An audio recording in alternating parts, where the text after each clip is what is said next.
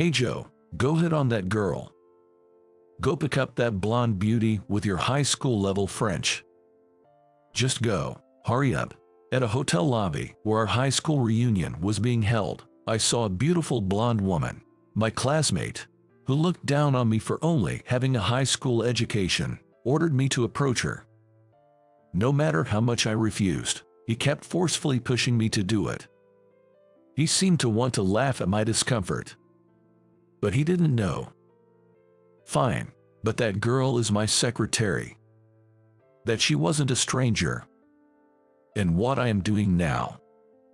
I am Joe. I grew up in a single-parent household with my younger brother. Though we grew up together, it wasn't really the case during our early childhood.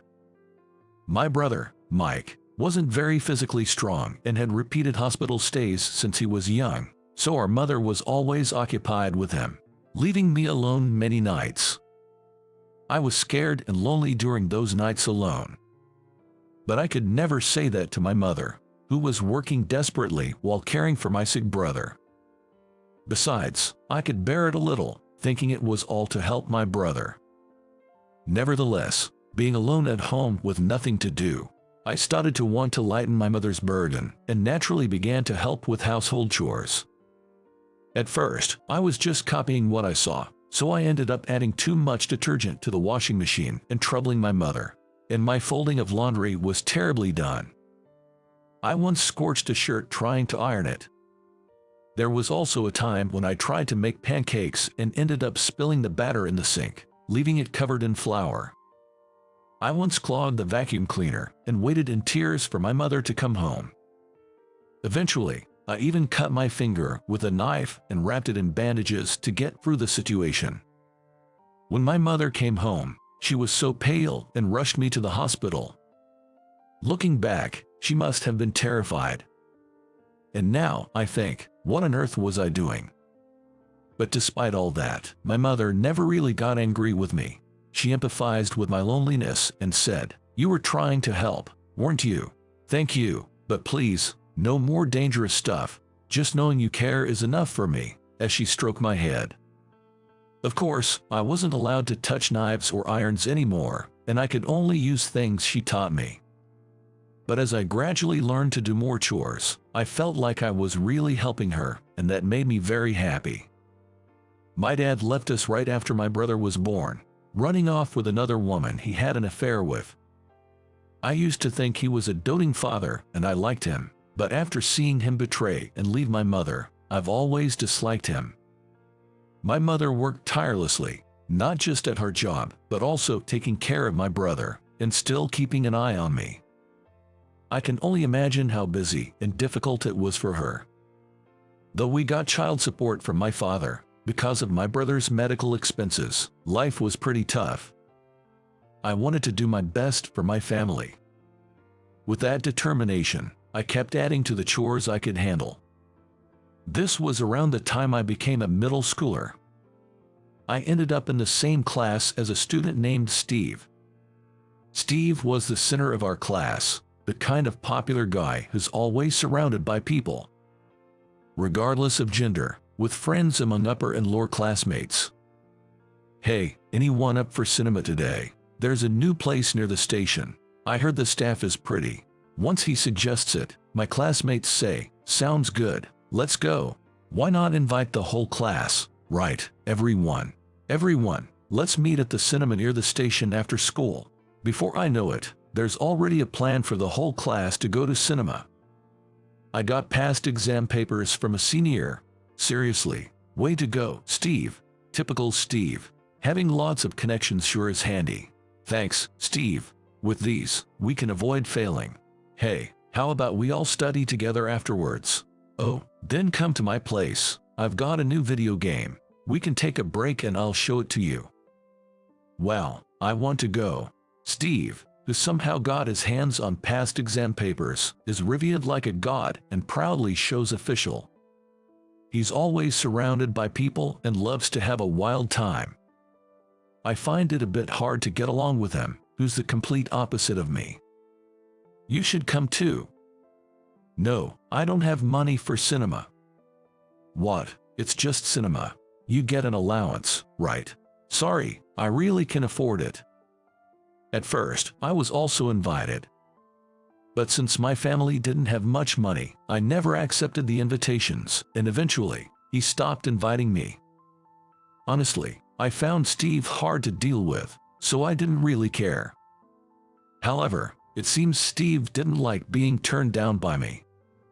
Hey, isn't that guy just all about studying and acting like he's better than us, like a school committee nerd, acting all introverted despite himself?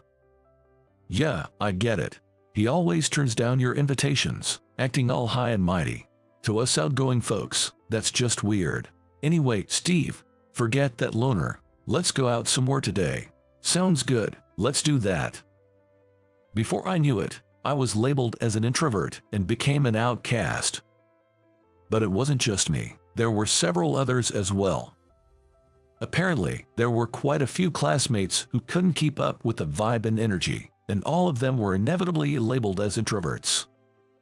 Soon, our class seemed to be split into extroverts and introverts. Ironically, despite hoping classes would change as we moved up grades, Steve and I ended up in the same class for all 3 years. By the time we reached 9th grade, we had to take the lead in all school events, guiding the younger students. Steve, who loved festivals and events, was thrilled that he could finally be the center of attention and organize things in his final year. Everyone, what should we do for the school festival? We can do food and drink like high schoolers, so why not just stick with a safe exhibition again this year? No way, we have a stage, so we should do something that stands out. How about a play? It'll be fun and definitely liven things up. Steve starts the discussion enthusiastically, but listening to him, it just seems like he wants to stand out and make noise, which is kind of depressing. If we do a play, it'll take a lot of time on the day, and rehearsing will be tough. Maybe an exhibition would be better. Someone in the class timidly suggests this, but Steve retorts, "What? We were just getting into the idea of a play. You got a problem with that?" "No, not really." "Well, it's fine. If you can't keep up, you're just in the way. Let's just have fun with those who can enjoy it." Steve's idea of a play isn't about a story, but more like imitating a TV comedy show, making fun of someone. It's obviously going to be a poor imitation and not particularly funny, and resorting to inside jokes when it doesn't get laughs will only make the atmosphere heavier. Initially, classmates who agreed with Steve's plan gradually started saying, yeah, sounds fun, I guess. It'll be exciting, right? It'll definitely be exciting. But it seemed too late to back out now, as they were slightly hesitant and Steve was on a roll, leaving everyone sweating nervously. Then, a voice called out, "Steve." "What's up, Mr. Anderson? That play of yours, I don't find it particularly interesting. What part do you think is funny?" What are you talking about?" Mr. Anderson, our class teacher, said, looking around. "It seems like hardly anyone is really on board with this play. Are you aware of that?" Having fun is important, of course, but this festival isn't just for you. It's something we all create together. It has to be something everyone agrees on and enjoys. Thinking only about your own fun lacks consideration for others. A true leader is someone who can take everyone's opinions into account," he advised the irritated Steve. "What's with the sermon? Cut it out." Initially, Steve was defiant, but it seemed to shock him that no one supported him at that moment. "Freaking unbelievable. Fine, you guys do some boring exhibition then. I'm not participating." He snapped back and stormed out of the classroom. Some students worriedly followed him, but I was moved by Mr. Anderson's words. In the end, Steve didn't become the leader. As the class representative, I took the helm, listened to everyone's opinions, and we settled on a safe exhibition, which turned out to be a great success. Then came the morning of the high school entrance exams. "What, Mike is?" "Yes, I'll be there right away." Hearing my mother on the phone, her voice filled with panic, I heard that Mike's condition had suddenly worsened. She told me to go on with my exam, but I couldn't focus and ended up forfeiting. I rushed to the hospital and waited for hours outside the surgery room. "Mike, thanks to the doctor's efforts, managed to pull through. However, since I only applied to one public high school, I had no other options left. Steve, learning about this, later found me and laughed mockingly. A straight A student like you taking a gap year before high school. Ha, that's just perfect. You should have gone to the exam instead of the hospital.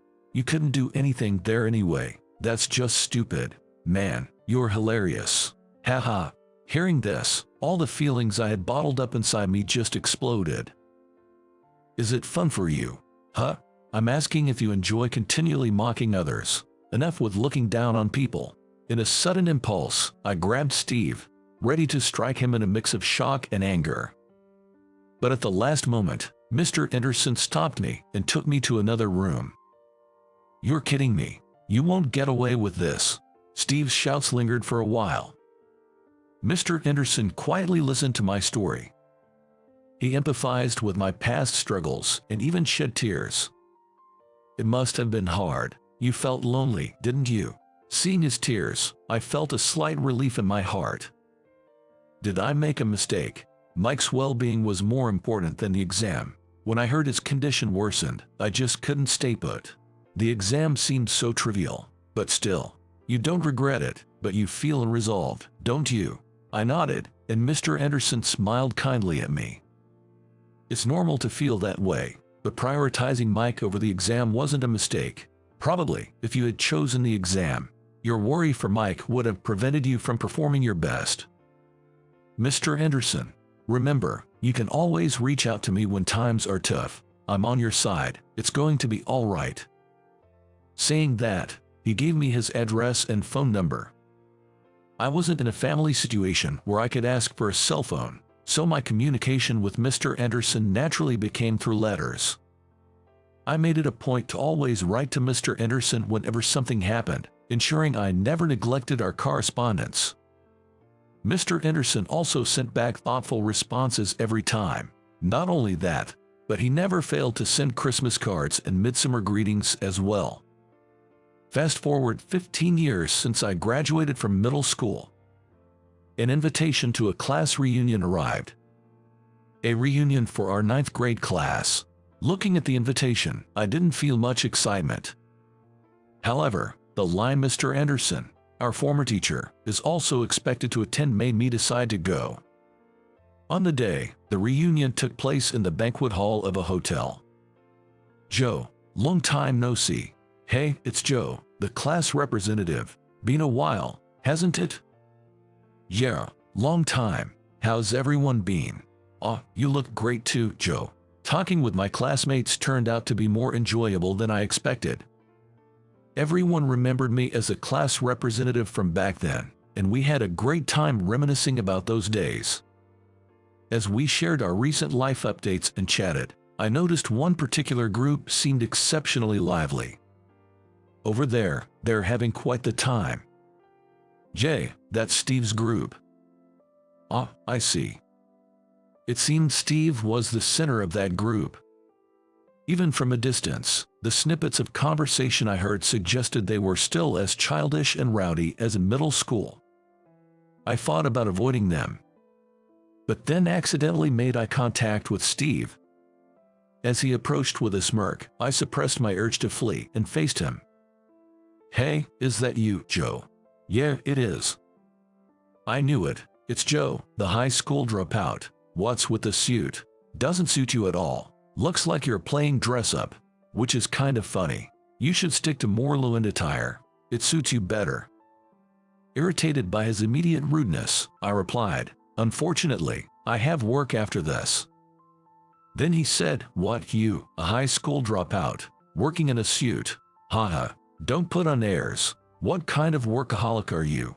Working for some evil company. Oh, manual typical for a dropout. Only able to get picked up by those kinds of firms. Me. I'm a stockbroker.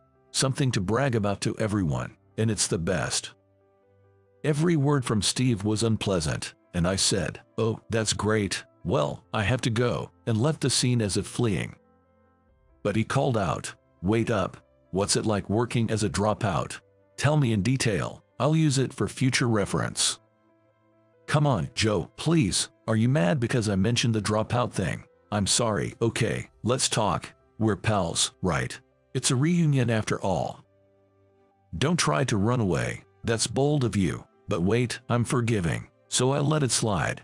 Come on, let's have a drink and not run away anymore. Throughout the reunion, Steve kept appearing out of nowhere to bother me wherever I went. Please, just stop. Even when I asked him to stop, he just grinned and kept following me. As the reunion was nearing its end, I was concerned that Mr. Anderson hadn't shown up yet. Was he running late? Had something happened? Deciding to head to the bathroom, I stepped outside the venue, only to have Steve follow me again. What's up? Leaving already? No, just going to the bathroom. To the bathroom. All right, I'll come with you. Sigh. As I was reluctantly heading to the bathroom, thinking how truly annoying this was getting, I noticed a blonde woman sitting on a sofa in the lobby.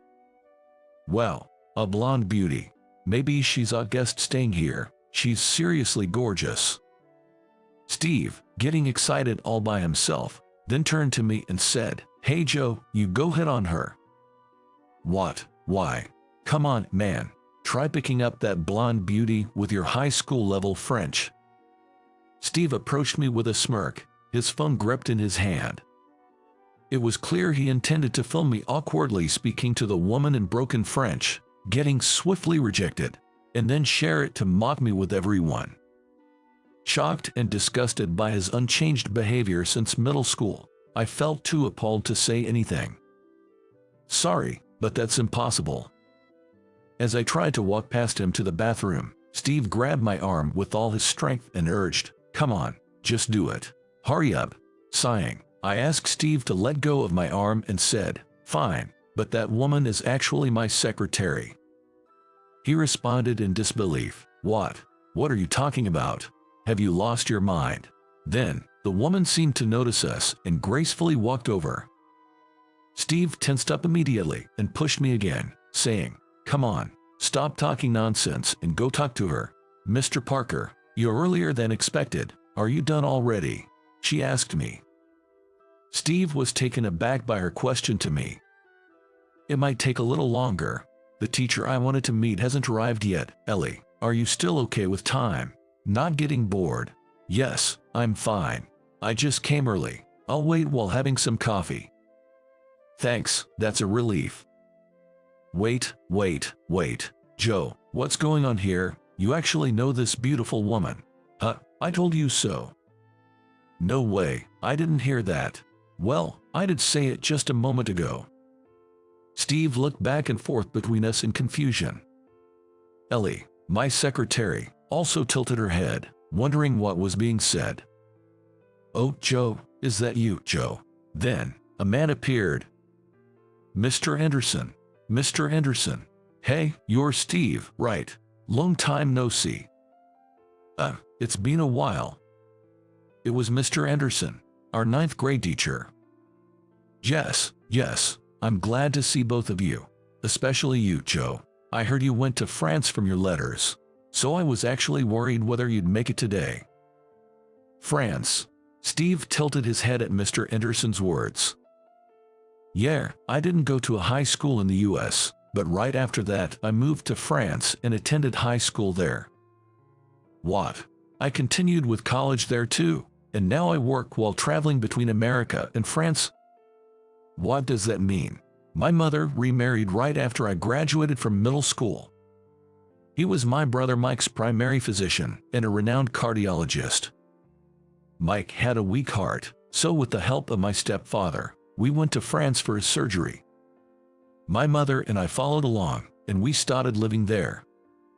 There, I attended high school and later enrolled in a prestigious university. During my university years, I started a company that eventually took off, and now it has grown into a considerable business with over 100 employees." "What? Starting a business? As a student? Aren't you aware? In universities there, it's quite common for students to start businesses. I met my girlfriend there, and we started the business together." I handed Steve my business card. The company name written on it was a publicly listed one, something Steve, as a stockbroker, couldn't possibly be unaware of.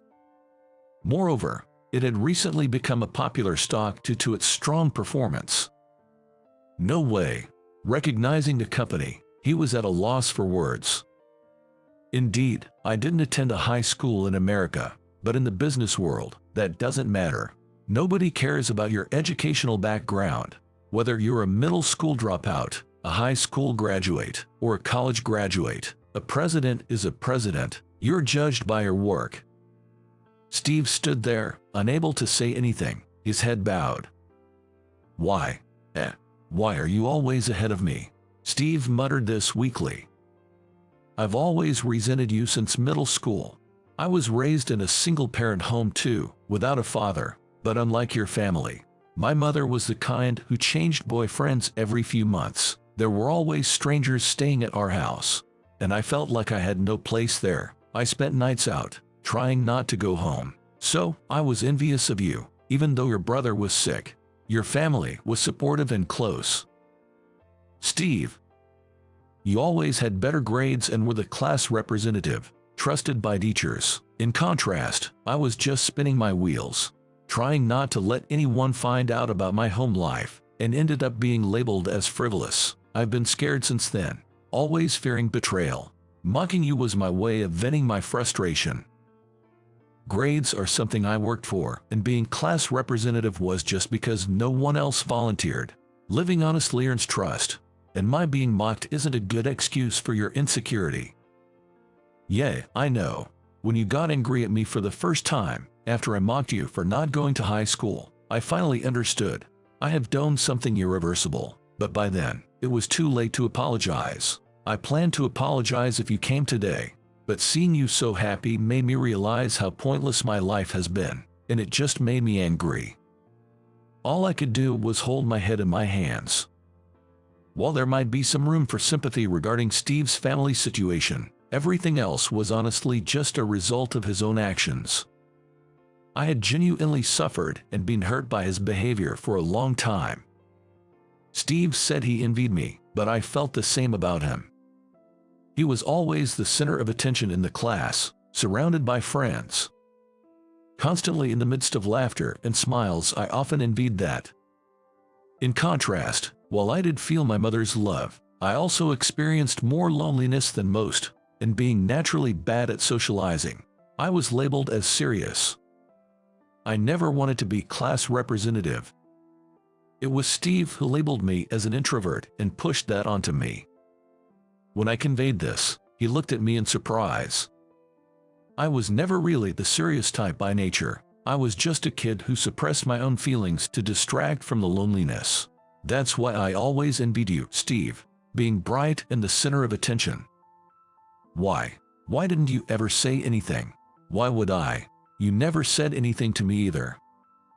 That's true, but I had no idea you felt that way. You always looked expressionless. Just because I don't show it on my face doesn't mean I didn't feel anything inside. I have happy moments and unpleasant ones too. It's normal. Jer, I guess so. I thought you always looked okay, so I justified to myself that it was fine to do or say anything to you. I'm really sorry. I was wrong. I'm the one who should apologize for always ignoring you and not verbally expressing my discomfort. I should have made my feelings clearer. I'm sorry too. After 15 years, we both looked down, offering mutual apologies. Then, Mr. Anderson stood in front of us. Both of you have grown up so much compared to those days. Steve, it's commendable that you realized your mistakes on your own. Admitting you were wrong is often hard, but that doesn't change the fact that you hurt Joe. That's something you should deeply reflect on. Yes. Joe, too. That day you showed your emotions, instead of just observing things from afar. I was really happy. It's wonderful that even now, amidst these unresolved feelings, you can acknowledge your faults. Yes. In life, there are many people we may not get along with. In fact, most might be like that. Yet, in living, we sometimes have to understand each other. For me, both Steve and Joe are precious students. Not just you two, but all students I've been involved with. Their happiness is my happiness. You two have resolved a burden in your hearts today. That makes me very happy too. You both are thoughtful and outstanding students. I'm proud of you." Feeling almost too flattered, I couldn't help but laugh. Steve seemed to feel the same way, and Ellie watched us with a warm smile. "Joe, over here." "Steve, sorry to keep you waiting." "No, I just got here too. Is takeout okay?" "Yeah, thanks." Since that reunion, Steve and I somehow started keeping in touch. At first, there was awkwardness, and our conversations hardly lasted. But now, we can talk like normal friends and even go out for drinks. We often share stories about our past. He told me about how he became independent after high school, earned scholarships for college, and landed a job at a major securities firm. It must have been tough getting into a big securities firm. Yes, it was. I did a lot of preparation and spent days stressing over entry sheets. That's amazing. I admire his effort, but Steve laughs it off, saying, "No, compared to you, I'm just a minnow. You struggled in a foreign country, right? Your determination and resolve to start a business while still a student is way more impressive than anything I've done." We started inviting each other out more often, and now we meet about once a week. Because of this, we've talked about things we never could have imagined discussing in middle school. One such topic is what you'd call romance talk. What? A proposal? Yeah, I've been with Ellie for years now, but our business partnership has lasted even longer. Plus, she's French, so I thought maybe something more romantic would be appropriate. I overthought it and couldn't make a move, but with the business on track, I didn't want to keep her waiting any longer. I can't believe she chose you. Hey, what's that supposed to mean? Just kidding, sorry. I confided in Steve about wanting to propose to Ellie. He listened seriously, despite his jokes, and helped me research things like restaurants with a night view and the meaning behind the number of roses in a bouquet. When my proposal was successful and we decided to get married, Steve cried and rejoiced as if it was his own happiness, saying, "Congratulations, I'm so happy for you." Since then, Steve has stopped making snide remarks. He's reevaluated his behavior and character in both work and personal life, softening his demeanor and apparently becoming quite popular. However, he's confessed that his mother's behavior left a deep trauma, making it hard for him to trust women. Marriage seems like a distant dream for me, but hey, I'm totally content with my life as it is now. Steve spoke carefreely, and it was refreshing to see. I don't believe marriage is everything, but I do hope his emotional wounds heal even a little. Soon after, I married Ellie. Among the guests were, of course, Mr. Anderson and Steve. Congratulations, be happy. Thanks. Let's catch up for a drink once things settle down. I'll get in touch. Sure, I'll contact you too. Mr. Anderson watched us laugh together with a pleased look. Back in middle school, I never imagined understanding Steve to this extent. Maybe, even in the deepest conflicts, people can understand each other if they open up. Ellie and I, from different countries and backgrounds, have become a family. Steve, whom I once detested, is now a close friend. Not making assumptions and continuing dialogue is vital, both in work and personal life. I plan to live by this lesson moving forward.